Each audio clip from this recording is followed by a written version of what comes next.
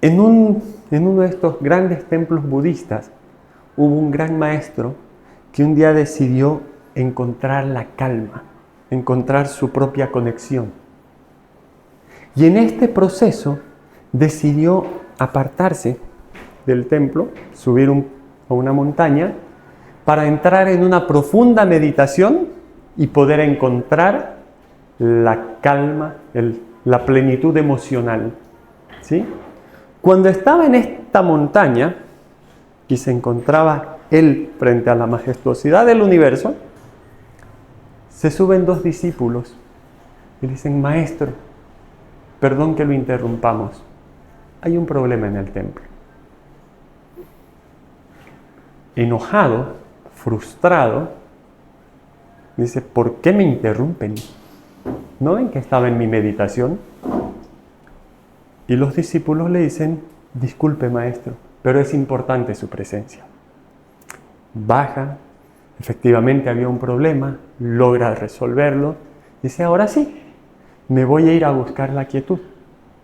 Y decide meterse en el bosque y empieza a caminar. Cuando está caminando, de pronto siente como un árbol empieza a caer, se asusta, busca de dónde viene el árbol que se está cayendo, sale y dice: no puede ser que no encuentre paz en ningún lugar. Se vuelve al monasterio, ya estaba acabando el día, vuelve al monasterio y al día siguiente dice: ya sé, me voy a retirar a un lugar donde nadie puede interrumpirme.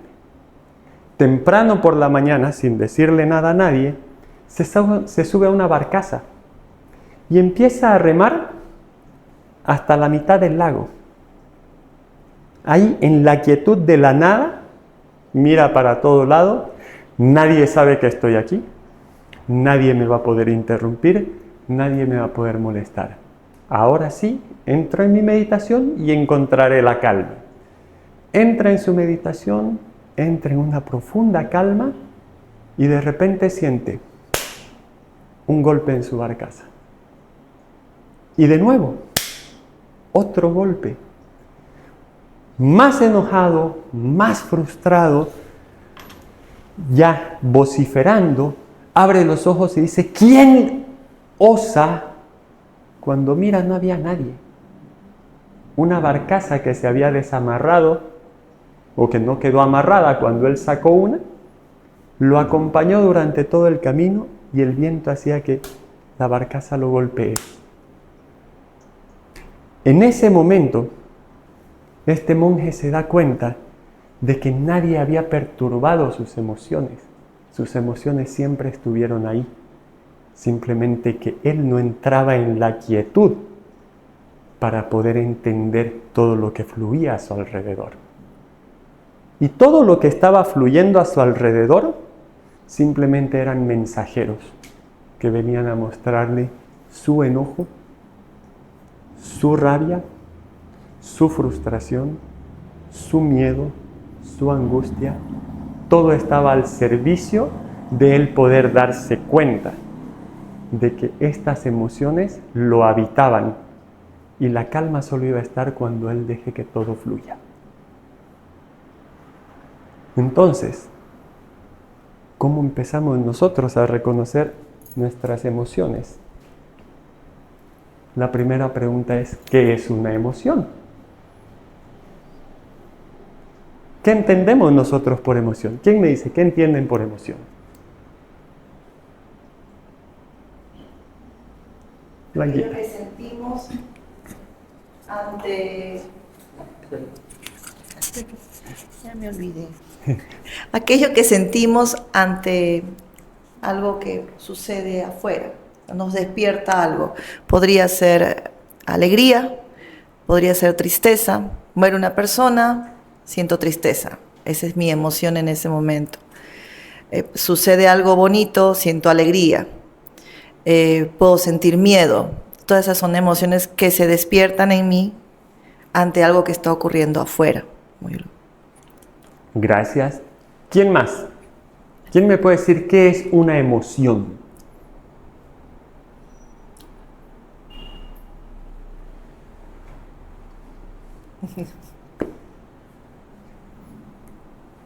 Las emociones son un conjunto de reacciones físico-químicas. Es decir, que son del cuerpo. Son cosas que nosotros sentimos en el cuerpo a nivel físico y químico. Las emociones muchas veces nosotros las confundimos con los sentimientos. Pero las emociones en sí mismas son reacciones físico-químicas que se detonan en el cuerpo y duran eso, segundos. Una emoción, la más larga de todas, dura 5 segundos en el cuerpo. Después de eso, ya no está. Entonces,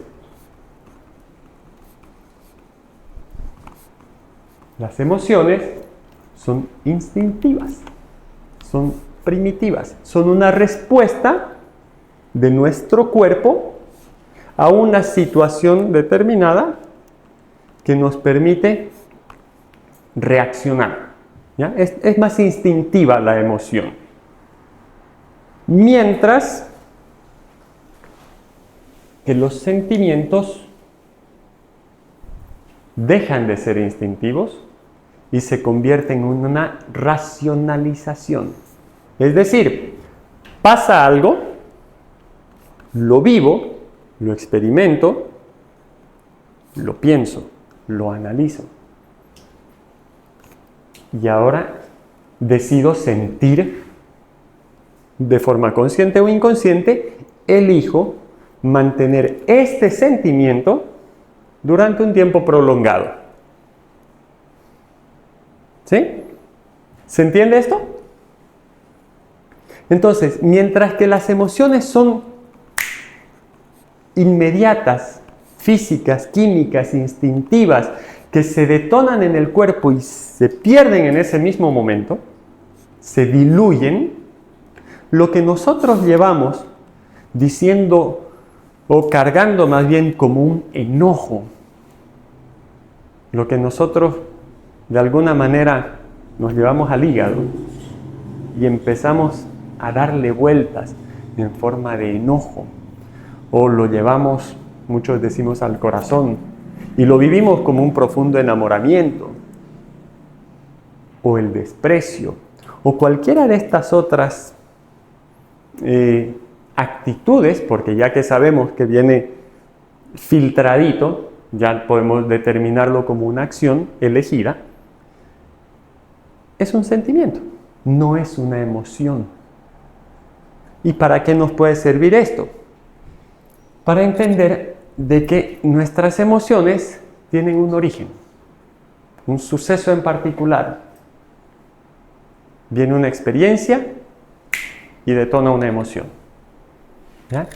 Entonces, ¿qué me permite saber esto? Que yo ante cada emoción puedo tener una reacción. ¿Sí? Mi reacción viene determinada, o viene más bien agarrada de la mano, con algo que nosotros llamamos las heridas de la infancia. Nuestras heridas de infancia son estas heridas, como bien dice su nombre, que nos han pasado entre los 0 y los 7 años y que de alguna manera nos acompañan y por sí mismas nos condicionan en nuestra forma de vivir, en nuestra forma de relacionarnos emocionalmente. ¿Ya? Estas heridas de la infancia son 5, que es el rechazo. Perdón, aquí sí me voy a acercar un poco más a la pantalla. Son la herida de rechazo, de abandono, de humillación, de traición o de injusticia. ¿Sí? ¿Qué hay con estas heridas? Que si de alguna manera yo tengo como herida de infancia el rechazo, ante un suceso que me recuerde esta herida, yo voy a volver a vivir esta misma emoción, pero ya no desde mi estado adulto, sino desde mi niño herido. Y cuando vivo una experiencia a mis 40 años con la emoción de mi niño de 4 años que fue herido en ese momento, que se sintió rechazado o que se sintió abandonado, que no se sintió protegido, voy a ir a demandar protección de la persona con la cual me siento desprotegido. ¿Se entiende? Entonces, puedo ser una persona adulta que está reaccionando emocionalmente desde la herida de infancia. Por eso es tan importante, o es muy importante, que nosotros busquemos la manera de hacer conexión con esta herida de infancia y la podamos trabajar de manera sistemática. Puede ser con psicología, puede ser con terapias, hay muchas herramientas. Afortunadamente ahora tenemos muchas herramientas a través de las cuales podemos trabajar estas heridas de infancia. Desde las mismas constelaciones familiares muchas veces vemos que hay una herida que se empieza a repetir y a través de los ejercicios, a través de la terapia, a través de todas las herramientas que tenemos, nosotros vamos trabajando sobre esta herida y podemos entender muchas veces que esto que me está pasando ahorita no es en contra mía. Es solo una circunstancia que se ha dado de tal manera en la que yo estoy involucrado, pero no soy la víctima de la situación. Entonces puedo dejar a un lado esta herida, mirarla, tomar a mi adulto y desde mi adulto abrazar a mi niño herido. Ahora con una mayor conciencia. Ahora con más herramientas. Pero esta emoción ya no va a ser la que gobierne mi reacción. Esta herida no va a ser la que me lleve a hacer lo que normalmente decimos nuestro berrinche. ¿Se entiende? Entonces, a medida que nosotros vamos viendo y analizamos cómo nos relacionamos con los demás, nos podemos dar cuenta de que existe siempre un detonante, algo que pasa. ¿Ya? Me pasó esto, me dijeron esto, me hicieron esto. Me pasó, me dijeron o me hicieron, significa que es lo que yo estoy asumiendo que me lastiman.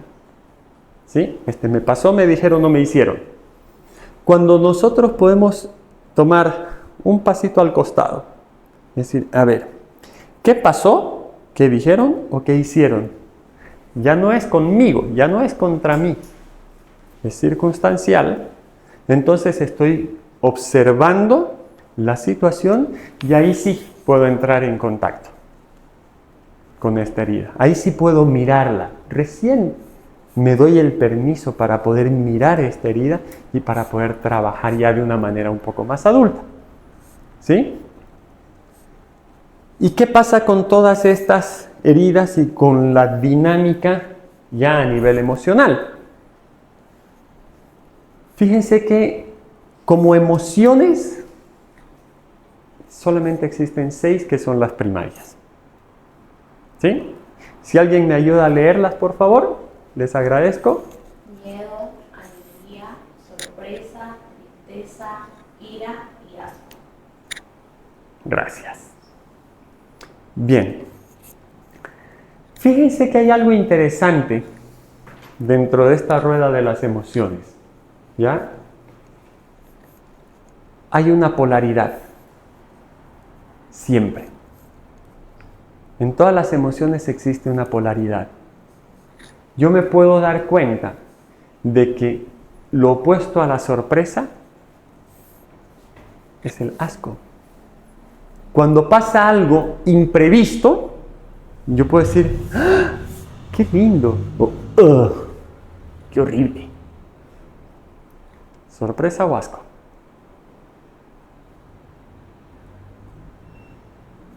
Nuestras reacciones siempre van a ir polarizadas. Si es algo que percibimos como agradable, lo vamos a vivir desde esta emoción, digamos así, agradable. Pero si es algo que yo percibo como desagradable, lo voy a vivir desde esta polarización de lo desagradable. Entonces, de la alegría nos pasamos a la tristeza también. Una situación me puede poner feliz o me puede poner triste. Y fíjense lo interesante, el miedo es el opuesto de la ira. Normalmente pensamos que el opuesto de la ira o del enojo es el amor o la calma. Y el opuesto del miedo es la valentía. La ira es el opuesto del miedo. Si ustedes agarran un animal, cualquiera que sea, lo cercan, lo arrinconan, lo maltratan, primero va a tener miedo. Pero cuando ese animal toque su polaridad, va a saltar a defenderse con toda la ira que tenga, porque va a entrar en su estado de supervivencia. Y esas dos emociones son las que nosotros utilizamos con mayor frecuencia en nuestro estado de supervivencia. ¿Cuál es nuestro estado de supervivencia? Es aquel que nosotros experimentamos como la única tabla de salvación en este mundo hostil. Es decir, cuando todavía estamos viviendo desde nuestro lugar de víctimas. De nuevo, cuando me dicen, me hacen, ¿sí? Cuando yo me pongo en este lugar donde todo está en contra mía, normalmente estas son las dos que más hincapié hacen en mi vida. Entonces voy a vivir desde el miedo, desde la angustia, que no va a pasar, que esto, que va a faltar, que no voy a tener, que no voy a poder, que... O, ¿cómo es posible que estén pasando estas cosas? Son unos inútiles, son unos inservibles. Siempre vamos a reaccionar desde uno de estos dos. ¿Cómo podemos hacer nosotros para gestionar un poco mejor esto? Volvemos al pitch. Volvemos a pensar, decir, sentir y hacer. ¿Se acuerdan que para llegar a esto habíamos dicho, quienes estuvieron la anterior semana, habíamos dicho que para poder entrar en concordancia de lo que pienso, digo, siento y hago, primero tengo que eliminar este imaginario de lo que puede ser que esté sucediendo. Cuando yo logro eliminar este imaginario, entonces puedo ver las cosas con mayor claridad. Si yo empiezo a preguntar o a preguntarme, esto que estoy sintiendo en este momento, ¿qué lo detona en mi vida?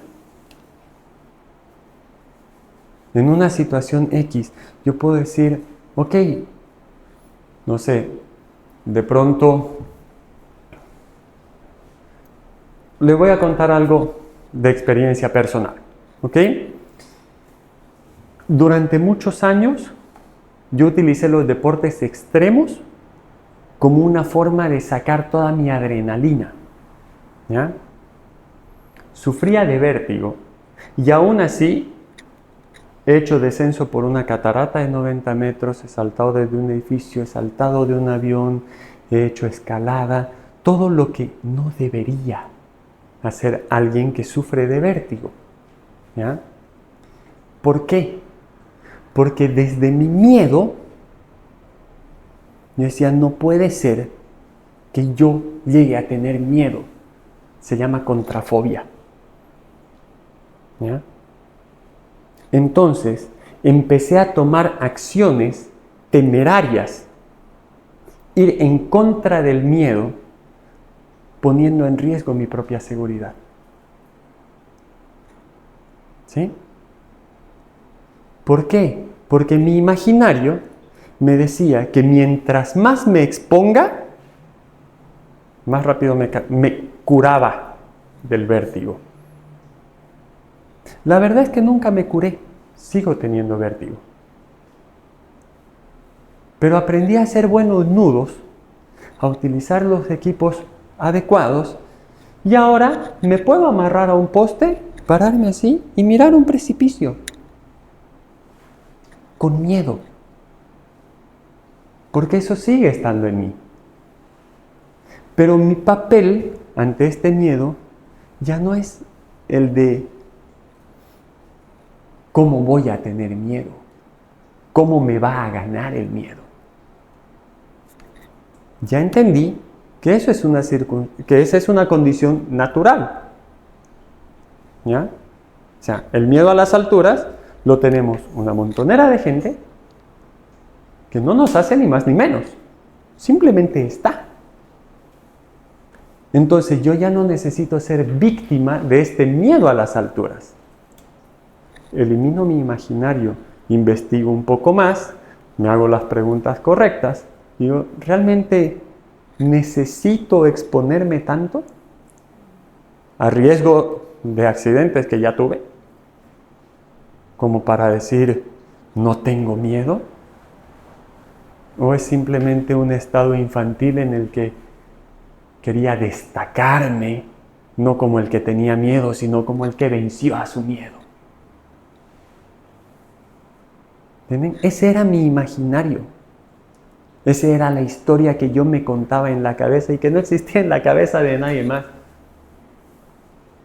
Alguna vez que yo comenté esto con mis amigos y les decía, me decían, ya, vos andá de primero. Y yo decía, no, la verdad es que a mí me da vértigo. Ya cuando pude integrar un poquito más esto, me decían, ya pues en serio, ya, no seas flojo, andá. Movete, no seas flojo. Y decía, no, pero de verdad. Y me decían, pero ¿cómo vas a decir eso si ya has hecho todo esto? Y yo, bueno, pues sí. La verdad es que sufro de vértigo. Con el tiempo dejé de sufrirlo, empecé a disfrutarlo.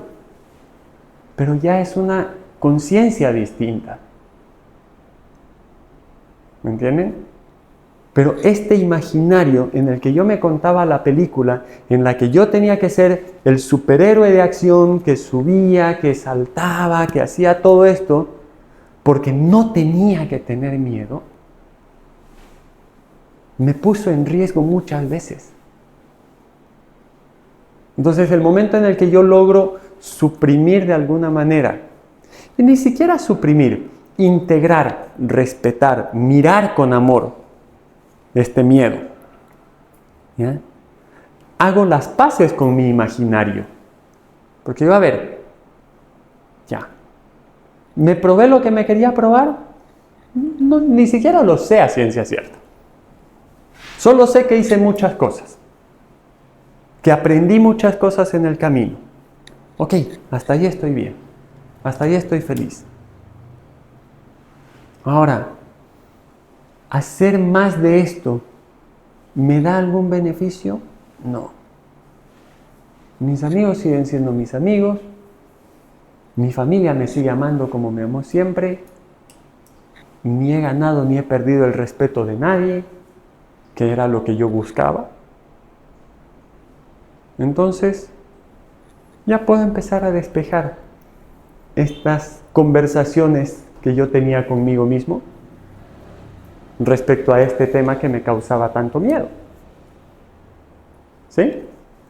Cuando logro despejarlas, entonces me doy cuenta de todo el riesgo en el que me había puesto.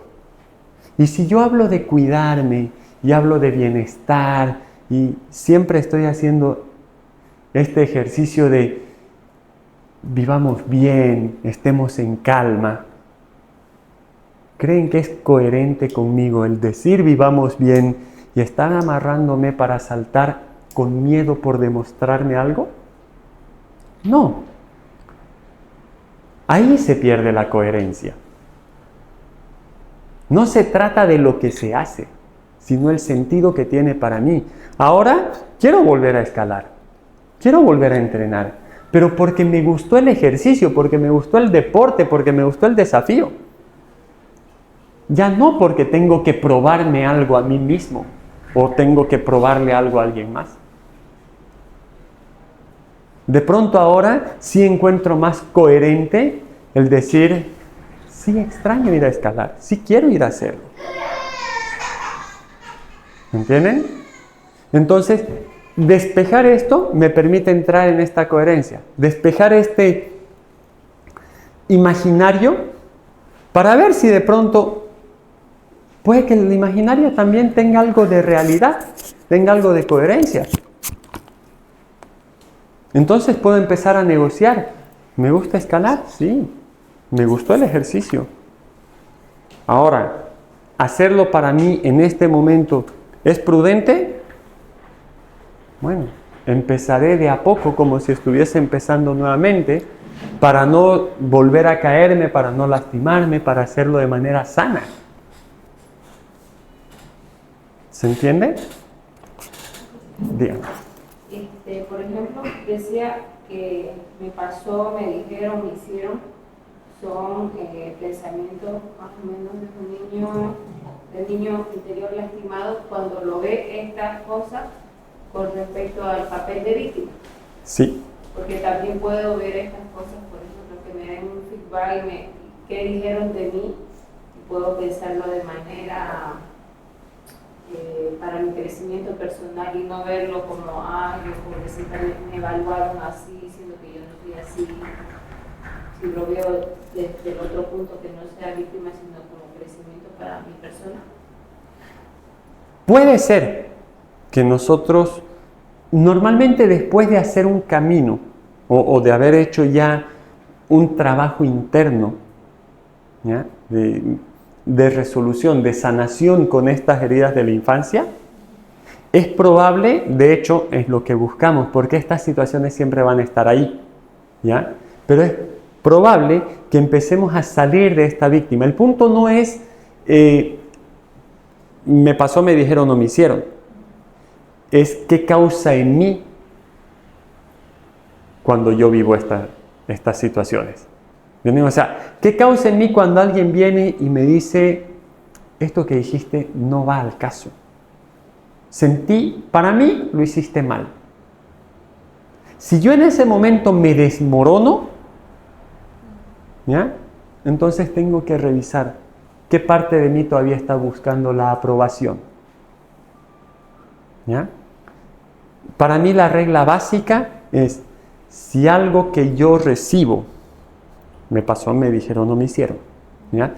Yo recibo algo y me genera contracción y me voy con esta contracción rumiándola y empiezo a lastimarme, pero ¿y por qué me dijo y por qué me hizo? Que seguro no me quiere, me tiene envidia. Cuando empiezo a jugar esas conversaciones mentales en las que me voy haciendo daño, ¿ya? Es algo que necesito trabajar.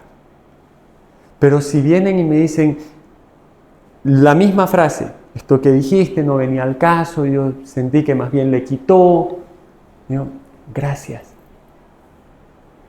Puedo ir, revisarlo, y decir, ¿verdad? Perdí 10 minutos hablando de esto que no tenía nada que ver. Qué bueno que me lo dijo. La herida de infancia sigue ahí, ¿me entiendes? Pero ya no la vivo desde la víctima, busco este crecimiento. ¿Ya? ¿Cuál es para mí el termómetro? Esto. Esa sensación que queda acá, de cuando me dicen algo y mi estómago empieza a renegar por mí, que es muy frecuente, ¿no? Porque, de hecho, este es un centro energético, ¿verdad? Sí, claro. ¿Y es el cuarto chakra? Tercero. Tercero. ¿Qué es el? Base umbilical, plexo solar. ¿Es el yo puedo? Yo siento. Yo siento. Gracias. Creo. Voy a revisar mis apuntes. Lo siento, no estaba prevista la pregunta. Ajá. Tenemos que coordinar mejor, ¿eh? Yo creo que sí. Pero, o sea, de hecho, en esta zona de acá, ¿ya? Nuestros centros energéticos son el yo siento y el yo puedo. Tercer y cuarto chakra. Entonces, cuando nos sentimos de bajón, es porque algo de lo que siento no está bien o siento que no puedo. O sea, estoy bloqueado acá. Pero por eso es que cuando tenemos estas emociones que nos bajan, que nos tiran al suelo, se sienten acá. ¿Ya? Desde las constelaciones también lo vemos igual. Las emociones que no podemos digerir son las que terminan creando unos problemas a nivel gástrico. Todo aquello que no podemos digerir. El enojo que no podemos resolver, nos lo llevamos al hígado, aquí. Y los miedos nos los llevamos a los riñones. Entonces, todo esto está conectado. ¿Sí? Por eso es tan importante gestionar nuestras emociones, entrar en esta coherencia. Porque esta coherencia nos permite, de alguna manera, entrar en este equilibrio. Ok, si yo estoy diciendo que voy a hacer algo, ¿ya? ¿Se acuerdan? La anterior vez también hablábamos de que un pensamiento, ¿ya?, genera una creencia. Una creencia determina un hábito. Y un hábito determina nuestra forma de vivir. Entonces, este pensamiento que yo estoy sacando aquí, el momento en el que lo digo, ya es una manifestación. Entonces, si yo pienso que tengo que hacer A, digo que voy a hacer A, pero siento que tengo que hacer B, y hago B, lo más probable es que me sienta o culpable de no haber hecho lo que pienso y digo, o, para el otro lado, que me sienta incapaz de poder hacer lo que pienso y digo. ¿Sí? Entonces voy a entrar en este conflicto interno que me va a desequilibrar. Cuando yo puedo entrar en esta concordancia, pienso, digo, siento y hago, no significa que si lo dije lo tengo que hacer. Significa que si siento que no es el momento de hacerlo, puedo decir, alto. Lo siento, me di cuenta de que no es lo que quiero. Me permito cambiar de opinión. Porque puede que mi pensamiento haya venido también de manera impulsiva. Entonces, que se arde el mundo, cuando llego con el fósforo digo, realmente no lo quiero quemar. ¿Por qué? Porque vuelvo a entrar en contacto conmigo. Vuelvo a entrar en sintonía conmigo mismo. Pero una consulta, ¿y cómo te enojas entonces? Porque también enojarse está permitido y es bueno, entonces puede ser una represión, porque si yo voy a pensar todo y almaceno y almaceno y almaceno, eso en mí algún minuto de la vida va a salir y no de la mejor manera. No estoy seguro si esto sea una regla que pueda aplicar a todos, ¿ya? Pero cosas que en lo personal me funcionan cuando me enojo. Salgo a caminar, a hacer ejercicio, me pongo a arreglar alguna cosa, a construir algo, busco una actividad física, mecánica. Porque el enojo es algo físico. Entonces, necesito una actividad física que me permita sacar mi enojo de manera funcional. Porque no es lo mismo, porque me enojé, voy y le meto un puñete a alguien, a que sé que estoy enojado, ok, me pongo mis guantes, caliento, me acomodo, me voy contra la pera de box y saco mi enojo. Pero ¿en cuál de estas estoy causando daño y en cuál de estas me estoy gestionando? Porque todas las emociones son válidas, es cierto, no podemos eliminarlas, no podemos suprimirlas. Pero ¿cómo las gestionamos? Cuando hablamos del enojo, normalmente vemos que es malo sacar el enojo de esa manera. Pero cuando hablamos del amor, bueno, el amor no es una emoción, pero cuando hablamos de la alegría, por ejemplo, porque estoy alegre voy a salir corriendo a dar brincos en plena calle y que me choque un auto. ¿No? No, pero en una exacerbación, o sea, ya si nos vamos a la exacerbación de las emociones, es decir, a la exageración, al impulso ese desmedido, nos vamos a dar cuenta de que nos desequilibramos cuando a estas emociones les damos rienda suelta y que se disparen. En algunas nos cuesta más. En el caso del enojo, para mí el enojo se resuelve con acciones físicas que no requieran pensar, ¿ya? Que sean acciones contundentes, repetitivas. Trotar, ir al gimnasio, entrenar algún deporte. ¿Por qué? Porque eso me va a permitir que toda la adrenalina que se fue al cuerpo, que es la parte química del enojo, ¿ya? Se disuelva un poco también. Pero si estás en tu oficina, por ejemplo, o si estás en un accidente y alguien te choca o algo, no vas a ir, se va a cortar. Ya regreso. Es cierto, no siempre vamos a tener los espacios en los que podamos gestionar. Y esto va a ser un trabajo de toda la vida. ¿Ya? De nuevo, van a disculpar, yo suelo dar ejemplos de mi vida porque es de la única que puedo hablar libremente.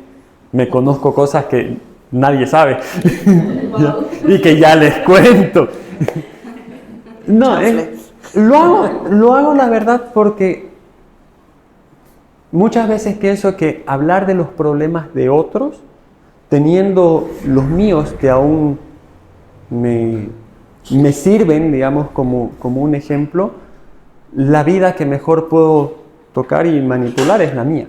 Es de la única que estoy plenamente autorizado. ¿Sí? Entonces, ¿a qué quería llegar? Justamente hace algunos años, bastantes ya, yo me agarraba a golpes con taxistas y micreros, pero hasta por deporte, porque me tocó la bocina en el semáforo. ¿Ya? Porque mi nivel de enojo era tanto que tenía que buscar la manera de desahogarlo y, por Dios, no era la mejor forma. ¿Ya? Y no es que ahora reprima mi enojo. De hecho, mi enojo sigue estando ahí, a flor de piel. No lo acumulo. Yo siento como que el enojo es algo que pasa, pero ¿qué tanto va tu reacción ante el enojo? Es lo que puedes ir midiendo, ¿no? Antes yo también era de las que se me cruzaba un carro y ¡pam! Me salían unas lisuras. No me acuerdo, mi hijita chiquita, ay, no puedo decirlo acá, pero yo dije, la lisura sale. Y ya después lo repetía cada que se cruzaba un carro. Dije, no debo decir lisuras delante de los niños. Pero ahora pasa, me puede enojar porque igual es atrevimiento pasar en rojo y qué sé yo. Pero ya está, o sea, ya fue. Esa reacción, lo bueno es que dura 5 segundos. 5 segundos. O sea, yo no lo sabía, ¿no? Entonces, cuando antes me mantenía enojada y era que yo lo hacía, lo convertía en sentimiento. Porque antes llegaba al trabajo fastidiada porque alguien se me había cruzado 30 minutos antes. Y yo seguía fastidiada y a quien veía pues tenía que decirle su vida. No importaba si tenía que ver o no con el enojo inicial. Creo que ahí está el tema. Y es algo de todos los días, ¿no? Todos los días. Claro. Esa es la acumulación, ¿ya? Y ese es nuestro estado víctima. Claro. Me hizo. Me dijo. Me cruzó. Exacto. Exacto. O Me sea, metió el carro. exacto. ¿Ve? Entonces, cuando yo tomo una situación y empiezo a llevarla el resto del tiempo, eso es acumulación. ¿Ya? Y a veces somos acumuladores compulsivos. ¿Ya? Nos sentamos a ver las noticias para acumular razones por las cuales renegar. Nos sentamos a ver el informativo para tener un pretexto para insultar a alguien. Y esa es una adicción, ¿no? Es una Muchas veces se habla de adicción. las adicciones como al cigarro, al trago, terribles, ¿no? No entiendo esa gente como fuma o toma. Pero hay otro tipo, yo fumo y tomo por si acaso. Pero hay otro tipo de adicción. Yo tampoco nos entendemos. Ajá, sí, ajá. Pero hay otro tipo de adicciones que son aceptables socialmente. El enojo, ese buscar enojarse, es una adicción terrible. Ver las noticias todos los días para ver lo que están quemando y renegar contra eso cuando sabes que no soluciones absolutamente nada. O comentar en redes sociales, responder, pelear ahí, toda Sí. Claro, claro. responden. Se convierte en adicción. Yo particularmente como fumadora social y bebedora social, considero que esas adicciones son peores. Claro, es que incluso hemos llegado a romantizar algunas de estas acciones. ¿Ya? Por ejemplo, yo decía, es que yo soy de carácter fuerte. Y me inflaba todavía. Así flaco y todo, pero me inflaba. Y yo decía, no, es que yo soy de carácter fuerte. A mí no me nadie. ¿No? ¿Qué era en el fondo? Un niño herido que buscaba el reconocimiento por la fuerza. O sea, en mi caso, era un niño herido buscando el reconocimiento por la fuerza. Sin excusas, sin filtros. Me tienen que querer aunque sea a puñetes. Así de simple. El que no me quiere lleva.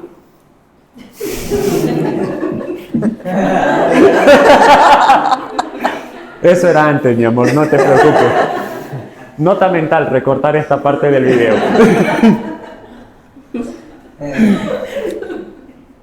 Entonces, ¿tiene sentido todo esto que acabamos de hablar de las emociones?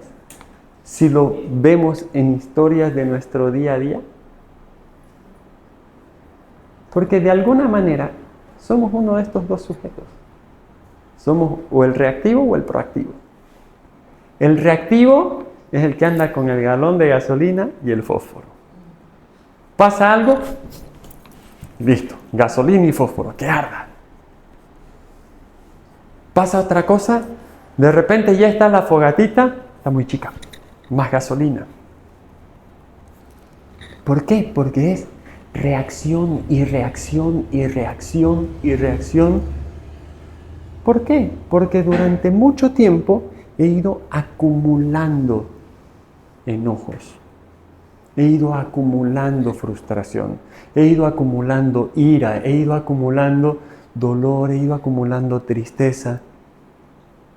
Y en este proceso de ir acumulando, me fui perdiendo. ¿Han visto estos programas de acumuladores compulsivos? Que tienen sus casas llenas de botellas, bolsas, plásticos. Es increíble. Ahora, si nosotros volcásemos nuestros ojos hacia adentro y vemos que hemos acumulado tristezas, dolores, sufrimientos, rabias, enojos, etcétera, etcétera, etcétera, ¿no quisiéramos limpiar un poquito nuestra casa interna? Eso es lo que necesitamos. Cuando empezamos a limpiar la casa desde adentro, estos 5 segundos que dura mi enojo son más fáciles de gestionar que 10 años. Estos 5 segundos de frustración se gestionan más fácil que 20 años. Entonces ahí ya puedo decir, ya lo bocineo, le hago recuerdo a su señora mamá, luego me disculpo. Pero es más fácil que alcanzarlo, cruzarme, sacar el fierro que tengo ahí junto al asiento, porque hay gente que lleva un bate en el auto. Bueno, habemos, mucho tiempo yo también lo tenía. Qué revelador el curso. Sí. O sea, es que muchas veces yo he tenido una etapa de tal paranoia, porque ya el miedo era tan grande que me volví paranoico. Yo no me sentaba de espaldas a la puerta en un restaurante nunca. Porque podían entrar a asaltar, porque alguien podía atacarme por la espalda. Es un nivel de... La paranoia es un nivel de miedo descontrolado. Yo veía pasar una moto, viví en Montero toda mi vida y hay más motos que gente, ¿ya? Y yo escuchaba una moto y yo ya me estaba pegando a la pared y mirando a ver a qué hora se baja el tipo para ver si le doy yo primero o me da él. Y de repente era una señora pasando con su hijo. Pero mi nivel de estrés por miedo, por paranoia, era ese. Entonces, acumular tanto, claro que hace daño. Nos lleva a saltar todos los límites racionales. Y de esa manera podemos tomar cada una de las emociones y ver cómo cómo al volverse desmedida, mientras más acumulación hay, más disfuncionales nos volvemos. ¿Entienden? La disfuncionalidad de nuestra vida está en proporción de qué tanto estamos acumulando. Entonces, si necesito descargar cualquier tipo de enojo, frustración, rabia, malestar, lo que sea, por favor, busquemos terapia. Busquemos la manera de resolver estas situaciones. ¿Ya? Y lo digo en plural, busquemos, porque eventualmente yo reconozco cosas que tengo que trabajar. Que pueda hablar un poquito más a partir de lo que he estudiado, de lo que he aprendido y de lo que he vivido y eventualmente trabajado, no significa que no lo tengo. Lo único que tengo es un poquito más de claridad en que cuando me estoy volviendo disfuncional, necesito volver a mi maestro y decir, necesito trabajar con esto. A pesar de mi vergüenza, a pesar de mi incertidumbre, a pesar de todo lo que me genere, tengo que ir y decir, necesito trabajar mi enojo, necesito trabajar mi miedo. Cuando volví a fumar, que volví a fumar después de más de 10 años de no haber tocado un cigarro, fui y le dije, necesito ver por qué estoy fumando tanto otra vez. Y no es que dejé de fumar, pero sí reduje la cantidad. Pasé de casi una cajetilla de 20 cigarros al día a 2 o 3 cigarros. Y ahora sí, porque la verdad es que me gusta el tabaco. Tiene un sabor, tiene un algo que lo encuentro agradable. Yo también reconozco cuando empiezo a toser, guardo la cajetilla, dejo de fumar una semana, unos días. Es decir, ya no es descontrolado. Para mí, ¿cuáles son los límites? Cuando algo empieza a afectar en mi vida física, social o emocionalmente. ¿Ya? Cuando algo empieza a afectar, obviamente la familiar está dentro de la social, por si acaso. ¿Ya? Para mí. Pero cuando empiezo a ver que las cosas me están afectando dentro de estos entornos, entonces busco la manera de trabajarlos lo más rápido que pueda. Porque si no, voy a terminar lastimando a alguien dentro de esos entornos. Y principalmente para mí, mi familia es sagrada. Entonces, si hay algo que yo veo que me está causando daño aquí, busco la manera de solucionarlo antes de causar un daño mayor. Mis amigos, mis compañeros de trabajo, la gente que quiero, me voy expandiendo. Entonces, a medida que vamos expandiéndonos, que vamos sanando cosas, nos damos cuenta de que el resto son espejos a través de los cuales yo simplemente manifiesto lo que soy. Que si alguien viene y me causa un enojo, no es que el enojo estaba en él, no es que vino a enojarme, es que este enojo yo lo tenía y más bien le agradezco a la persona que haya sacado ese enojo de mí. ¿Se dan cuenta la diferencia? Ya no es esta persona que vino a enojarme, ahora es esta persona que ha venido a sacar mi enojo para que yo lo pueda ver. Esta persona que ha venido a sacar mi angustia, mi tristeza, mi miedo para que yo lo pueda ver, porque lo tenía tan metido adentro que era incapaz de verlo. Entonces cuando me hace sacarlo, recién me doy cuenta que necesito trabajarlo. Entonces le puedo agradecer. Ese es un trabajo proactivo. Ya no es reactivo. Ya hay una integración, ya hay un análisis personal, ya hay una balanza que me saca de este estado de víctima. ¿Ya? Voy a hablar mucho del estado de víctima porque para mí las emociones nos descompensan 99% de las veces cuando estamos en un estado de víctima o cuando estamos en el estado niño. Dime. Por el tema de las emociones que tarda poco tiempo, tardan 5 segundos, ¿no ves? Y luego de las emociones viene lo que es un sentimiento, que es el lado más lógico, racional, que la emoción es más reactiva, ¿no? Entonces en este caso, ¿no sería mejor gestionar el sentimiento antes que la emoción? ¿O cuál sería el nivel entre el sentimiento y la emoción? Si nosotros gestionamos el sentimiento, vamos a trabajar con la persona que lo causa. ¿Ya? No voy a llegar al origen, no voy a llegar a la raíz. Es decir, cuando yo trabajo con un sentimiento, voy a poner a una persona acá y le voy a decir, te perdono. Y me voy. ¿Ya? Ya lo resolví. No he resuelto el origen. Porque yo me estoy yendo creyendo que ya lo he perdonado, que ya la he perdonado. ¿Sí? Porque el sentimiento lo transferimos a personas.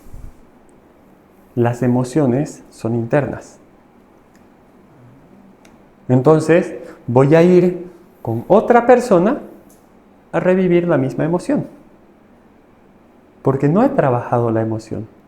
He trabajado en el sentimiento que esta persona me causó. Pero la emoción era mía. Entonces la voy a repetir. Perdón, y ahí no sería lo que ella dijo al principio de no suponer las cosas, y entonces en este tema de me pasó, me dijeron, me hicieron, yo tendría que pensarlo, ir a hablarlo con la persona que yo siento que tal vez me ha lastimado. A veces las circunstancias permiten que se pueda ir a hablar con la otra persona y resolver las cosas. Pero la resolución más importante es con nosotros mismos. ¿Entiendes? Porque si yo voy a hablar con otra persona bajo el concepto de que, mira, es que tú me dijiste esto y yo quiero resolver esto acá. Yo pensé esto. Quiero quitarme este imaginario. ¿Me explicas? Ok. Vamos a resolver el conflicto. ¿Sí? Sin embargo, el problema sigue estando en mí. Entonces es posible que yo vuelva a tener este mismo conflicto con él. He resuelto el problema contigo. ¿Sí? He despejado mi imaginario. ¿Tú me dijiste? Sí, mira, yo sentí esto cuando tú me dijiste esto. Ah, no, entonces Perdón, yo lo que quise decir fue esto otro. Ah, ya, ok, muchas gracias. ¿Quedamos bien? Quedamos bien. Un beso, un abrazo, perfecto. Pero el sentimiento entre esto, ya, se disuelve. ¿Sí? La emoción que yo cargo de mi herida de infancia, la voy a repetir allá, allá, aquí, aquí, por allá y más allá. ¿Se entiende? Porque mientras yo no lo trabaje en mí, donde sea que encuentre algo parecido, vamos a volver un poquito acá. Un suceso que me va a recordar una experiencia, me va a detonar una emoción, que esta emoción está vinculada a esa herida de infancia. Entonces, hoy puede ser un jefe que me dice, no me presentaste el informe como te lo pedí. Me siento desvalorizado, invalidado. ¿Sí? Perdón, ya, es mi jefe, tengo que hacerlo, ya. Llego a mi casa, preparo la cena y mi pareja me dice, me faltó sal, ¿no? Me siento desvalorizado, me siento menospreciado, nuevamente. Me voy a jugar fútbol con mis amigos para sacarme el enojo. Pelo un gol. Eso es un inútil de miércoles, ¿cómo pues te lo vas a pelar? ¿Y qué acabo de sentir? Desvalorización y falta de reconocimiento. Otra vez. 3 escenarios totalmente diferentes que me siguen detonando esa herida de infancia. ¿Qué necesito trabajar? La herida. La emoción esta que tengo, esa es la que necesito trabajar. Porque si no, me voy a cambiar de trabajo, va a venir otro jefe y me va a decir, su informe muy bien hecho, felicidades. Pero en esta oficina utilizamos letra Arial, 12 para los títulos, 10 para el texto. ¿Qué siento? Desvalorización y humillación. Entonces, se va a repetir. Me voy a buscar otra pareja que ya también me va a decir, muy dulce tu refresco. Ya no es que le faltó sal, es que le sobró azúcar. Pero siempre va a haber algo. ¿Entiendes? Por eso es que la resolución siempre está en uno. Porque aquello que yo voy demandando de los demás es aquello que yo siento que he carenciado de pequeño. Entonces, ¿cómo puedo hacer para equilibrar esto? Darle a mi niño interior, como adulto, lo que yo siento que me faltó. Y para eso sí son horas de trabajo personal. Son horas de sentarme conmigo mismo. Son horas de llegar y es como mirarse frente a un espejo. Decir, ok, ¿qué me falta? ¿Qué siento? ¿Sí? Podemos intentar también, si queremos, el camino de la autosuperación, que yo no le quito ningún valor y ningún mérito, pero por experiencia también sé que es un camino mucho más largo. ¿Cuál es ese camino? Los libros de autoayuda, es decir, ser autogestión, hacer autogestión. ¿No? Yo me embarqué en ese y estuve como 10, 12 años leyendo todo lo que pude leer sobre autoayuda, Paulo Coelho, Cuauhtémoc Sánchez, o sea, fui así por toda la galería y por toda la biblioteca que encontré, Kiyosaki, y son grandes autores y tienen muchas verdades en sus libros. Pero para mí, el crecimiento real vino cuando encontré un maestro, cuando encontré una maestra, cuando encontré una persona que ya había resuelto todo lo que yo necesitaba resolver, que tenía una mirada neutral. ¿Sí? Que para mí esa es la parte importante de la terapia. Me encontré con personas que tenían una mirada neutral, que me decían, ¿no te parece que en esto te estás victimizando? Y yo, no, ¿cómo me vas a decir eso? Sí. Y tuve varios ejercicios de eso. No, ¿vos crees? No. Es que mi psicólogo no me quiere. ¿No? Pero luego va tomando sentido. ¿Ya? Porque nosotros no podemos ser neutrales con nosotros mismos. O nos amamos con locura, o nos destrozamos con locura. Nos cuesta mucho ser neutrales con nosotros mismos. Por eso necesitamos buscar espacios, que yo siempre lo voy a agradecer, Blanquita, espacios como este, donde podamos ir y reconocer, llevar un poquito de luz a esas partecitas donde todavía está un poco oscuro. Siempre digo, ojalá estas charlas, estos talleres sean como cuando uno agarra un encendedor así en plena oscuridad y así. Que hay un destellito y uno de pronto ve que hay más cosas. Y entonces empieza a darle duro al encendedor a ver si enciende. Ojalá y podamos lograr eso. Mucho mejor todavía si logramos encender una velita. Y con esa ya podemos avanzar un poco más. Y si alguno tiene una antorcha, enciéndala para todos. Porque todos necesitamos compartir esa luz que tenemos. Porque ese es el bienestar que se va transmitiendo. Cuando nosotros nos damos cuenta que no estamos solos, que no somos los únicos que estamos viviendo este problema, nos damos cuenta que hay del otro lado gente que ya lo superó. Entonces ahí podemos ir y tomar la receta.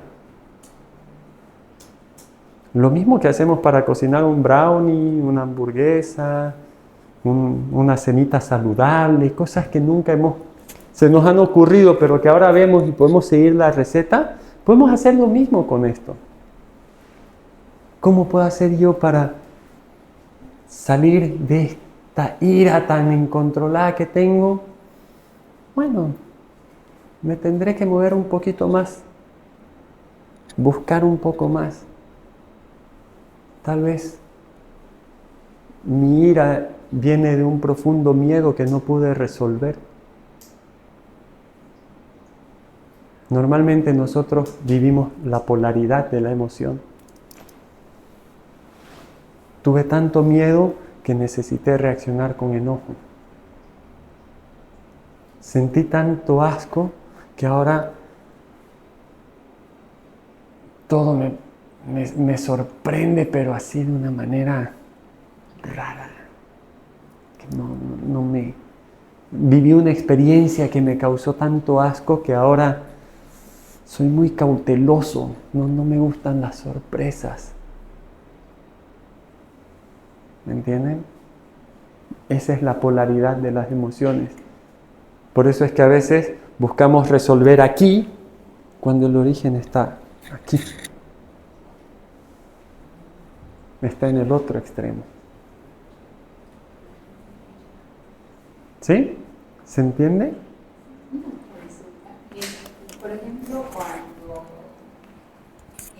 pasa algo, una emoción, digamos, y ya uno en su conocimiento sabe cómo ha reaccionado en anteriores ocasiones y se da cuenta de que esa reacción que ha tenido ha llegado a lastimar a otras personas. Y uno decide ya no ser así. Y cuando se encuentra en esa situación, por ejemplo, en el tema de la paciencia, digamos, ¿no? Que cuando a alguien lo hacen esperar, se enoja y ya se puso de mal humor y se arruinó la noche, digamos, porque lo hicieron esperar 5 minutos, digamos. Pero se dio cuenta que eso es malo, digamos, ¿no?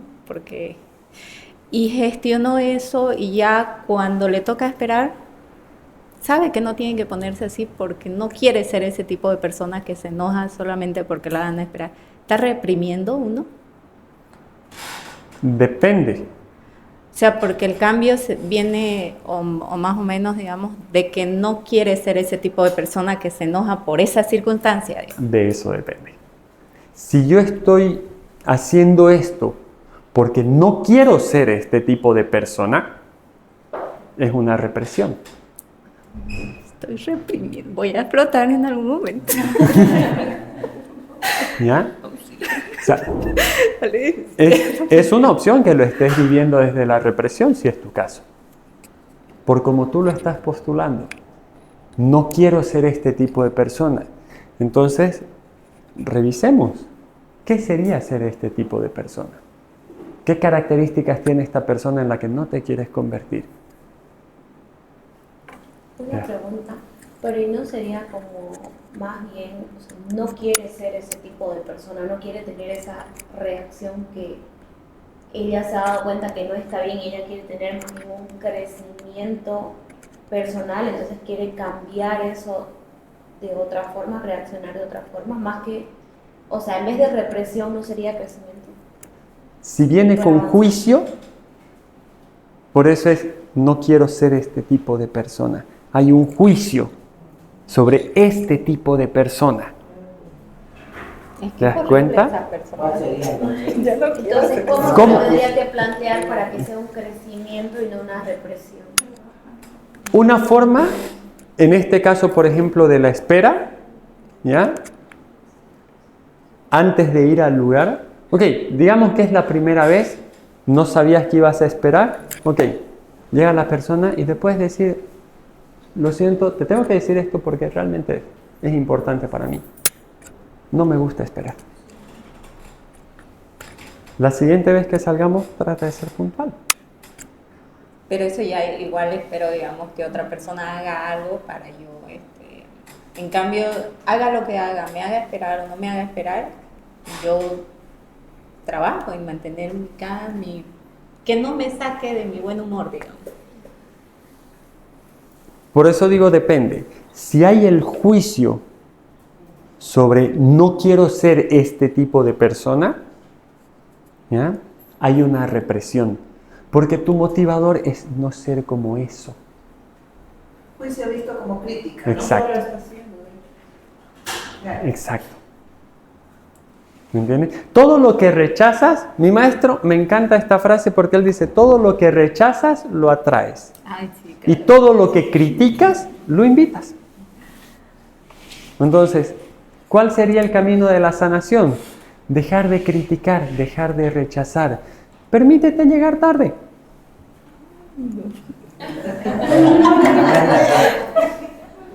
Eso es integrarlo. ¿Me entiendes? Es que, fíjate que, a ver, ¿cuándo puedo integrar algo? Cuando yo me puedo reconocer igual que el otro. Entonces, si yo me permito llegar tarde, se me pinchó la llanta, se me rompió un pantalón cuando me estaba cambiando, entonces tuve que cambiarme de vuelta. Algo pasó que hizo que me atrase, ahora sí me puedo reconocer igual al otro. ¿Se acuerdan cuando hablamos al principio? Soy hijo de... Él también es un hijo de un papá y una mamá. Entonces, si yo tengo problemas para llegar a tiempo, él también puede tenerlos. Entonces, si yo me permito mostrarle mi incomodidad ante una situación, él también se va a permitir mostrarme su incomodidad en situaciones que le sean incómodas. Entonces voy a poder dialogar. Y en este caso la espera, por ejemplo, si para mí realmente es molesto sería una opción válida irme. Y cuando hay una llamada le digo, es que me molesta esperar, si quieres nos podemos volver a ver mañana a las 9, por ejemplo. O sea, puedo hacer algo que no sea ofensivo ni nada, pero ir con lo que yo pienso. Sí. Creo que no existen ni buenos ni malos. No hay un correcto y un incorrecto. ¿Ya? Por eso yo hablo más de la funcionalidad y la disfuncionalidad. ¿Cuándo hace que algo funcione mejor? ¿Cuándo algo hace que el entorno se vuelva mejor, que las cosas mejoren? ¿Y cuándo hace que lo que sale de aquí sea caos? ¿Ya? La funcionalidad viene cuando nosotros vamos a aportar bienestar. Pero un bienestar para todos. ¿Ya? No cuando es un bienestar para todos a causa de mi malestar. Yo creo que particularmente en el ejemplo que plantea Dani, creo que si es lo mejor o lo peor que puedes hacer va a depender de qué te mueve a hacerlo. Lo que quieres es demostrar que tu tiempo es más importante, hacerlo sentir mal a la otra persona. Exacto. O simplemente es que tienes que hacer otra cosa y en buena onda te vas. Claro. Va a depender de qué es lo que quieres lograr con eso. Si hay una intención de, nuevamente, superioridad, porque al decir yo castigo, estás castigando, ya eso tergiversa todo y estás reprimiendo nuevamente. Exacto. O sea, vamos a tomar un café de 8 a 9, ok. 8:20, lo siento, tengo que irme. No nos va a dar para tomar el café. Claro. A menos que puedas quedarte y no te afecte. Claro. Eso es lo que trabajo. Quedarme, tener paciencia y que el hecho de que me hagan esperar no me afecte, digamos. Eso es lo que yo le decía como crecimiento. Por ejemplo, en otro Ser ejemplo, una digamos, persona yo soy paciente, digamos. impulsiva, digamos. Entonces, no quiero ser una persona impulsiva, por ejemplo, porque no me gusta. Entonces, quisiera trabajar sobre eso y antes de yo responder, respirar, pero para mí eso yo lo veo como un crecimiento en mí, como algo que estoy mejorando, no como no como a eso, por eso me consultaba yo. Justo eso. Muchas veces nosotros repetimos situaciones, emociones, experiencias que han pasado antes, de situaciones que fueron dolorosas para alguien y nosotros en un amor, digamos, mágico, lo que queremos hacer es darle una resolución a esto. Entonces, yo no me voy a hacer esperar. Yo no voy a tener malos sentimientos cuando espere. Porque aquí enojaba mucho. A mí no. ¿Te das cuenta? Entonces, al hacer esto, liberamos todo lo demás. Ya no hay más juicios. Cuando yo puedo mirar con amor, respetar esto que ya pasó y simplemente tomar el camino que es para mí, voy a ir soltando, voy a ir limpiando todo este desorden interno y voy a ir tomando el lugar que me corresponde. Y entonces lo puedo vivir de una manera diferente. Un poquito más alejado del dolor, un poquito más alejado del sufrimiento, un poco más funcional cada vez. Y así, de a poquito, nos vamos convirtiendo en ese monje que primero eran los discípulos, luego eran los árboles, luego solito en medio de la nada, un barco, otra canoa. Porque al final el caos no está afuera. Nuestras historias, estas que nos causan malestar, son las que están adentro. Esas son las historias que podemos ir sanando. Las que llevamos con nosotros, las que nos causan dolor, y las que podemos resolver si miramos con respeto, con amor, las integramos y a partir de ahí elegimos hacerlo diferente. Gracias. Gracias.